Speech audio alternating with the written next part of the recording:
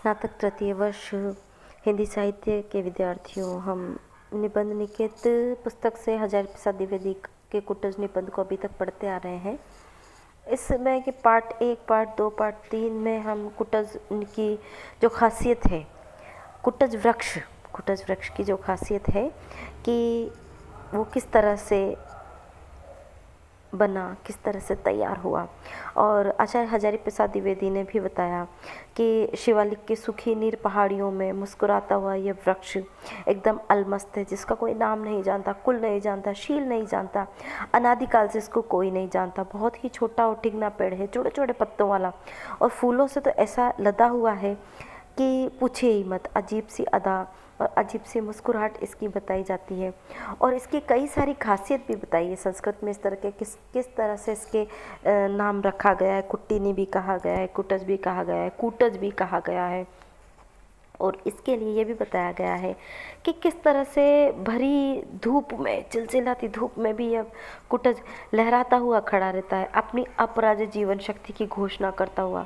इसका आकर्षण बताया है कि इसे जब भी कोई देखता है तो दूसरे वृक्षों को देखकर उनकी खूबसूरती को भूल जाता है और इसको याद रखता है कि इसकी ये और ख़ासियत बताई है कि किस तरह से यह इन चट्टानों, उबड़ खाबड़ चट्टानों में उग जाता है, सूखी नीरस कठोर चट्टानों में उग जाता है, और किस तरह से ये अपने प्रेम से सबको पुष्पित पल्लवित करता है, अपनी छाया से सबको ढके रखता है।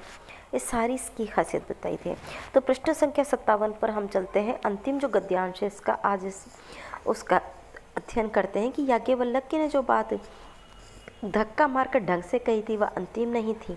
वे आत्मन का अर्थ कुछ और बड़ा करना चाहते थे। व्यक्ति की आत्मा केवल व्यक्ति तक सीमित नहीं है, वह व्यापक है, अपने में सब और सब में आप। इस प्रकार की एक समष्टि बुद्धि तब तक नहीं आती, तब तक पूर्ण सुख का आनंद भी नहीं मिलता। अपने आप को दलित द्राक्षा की भांति निचोड़कर जब तक सर्व के लिए निछावर नहीं कर दिया जाता, तब तक स्वार्थ खंड सत्य है, वह मोह को बढ़ावा देता है, तृष्णा को उत्पन्न करता है और मनुष्य को दंडनीय कृपण बना देता है। कार्पण्य दोष से जिसका स्वभाव उपहत हो गया है, उसकी दृष्टि म्लान हो जाती है, वह स्पष्ट नहीं देख पाता, वह स्वार्थ भी नहीं समझ पाता, परमार्थ तो दूर की बात है। कुटज क्या केवल जी रहा है? वह दूसरे के द्वार पर भीख मांगने नहीं जाता। कोई निकट आ गया तो भय के मारे अधमरा नहीं हो जाता। नीति और धर्म का उपदेश नहीं देता फिरता। अपने उन्नति के लिए अफसरों का जूता नहीं चाटता। दूसरों को अपमानित करने के लिए ग्रहों की खुशामद नहीं करता। आत्मोन्नति हेतु नीलम भी धारण नहीं करता।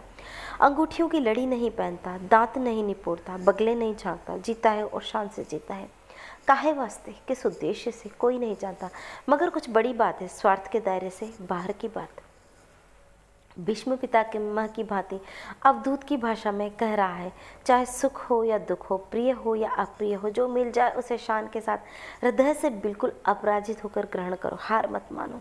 सुखम वा यदि वा दुखम, प्रियम वा यदि वा प्रियम, प्राप्त मुपासीत हृदय न पराजित है। हृदय न पराजित है, कितना विशाल हृदय होगा जो सुख से, दुख से, प्रिय से, अप्रिय से विचलित न होता होगा।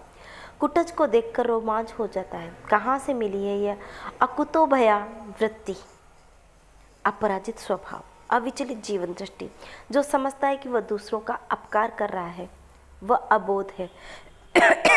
जो समझता है कि दूसरा उसका अपकार कर रहा है वह बुद्धिहीन है।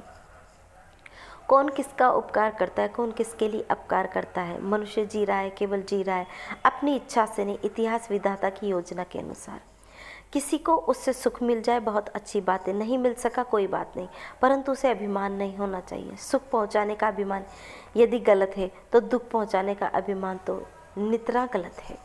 सुख और दुख तो मन के विकल्प हैं। सुखी वह है जिसका मन वश में है, दुखी वह है जिसका मन परवश है। परवश होने का अर्थ है खुशामद करना, चाटुकारिता करना, हाजी हुजूरी करना। जिसका मन अपने वश में नहीं है वह दूसरे के मन का छंदावर्तन करता है, अपने को छिपाने के लिए मिथ्या आडंबर रचता है, दूसरों को फंसाने के लिए जाल बिछाता है। कुटज इन सब मिथ्याचारों से मुक्त है, वह वशी है, वैरागी है।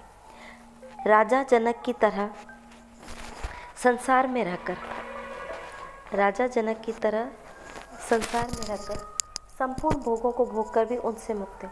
जनक की भांति वो घोषणा करता है, मैं स्वार्थ के लिए अपने मन को सदा दूसरे के मन में घुसाता नहीं फिरता, इसलिए मैं मन को जीत सका हूँ, उसे वश में कर सका हूँ। तो कुटज अपने मन पर सवारी करता है, अपने मन पर किसी को सवार नहीं होने देता। मनस्वी मित्र तुम धन्य हो। आज हमने कुटज वृक्ष के ऊपर अध्ययन किया आचार्य हजारी प्रसाद द्विवेदी का निबंध। धन्यवाद।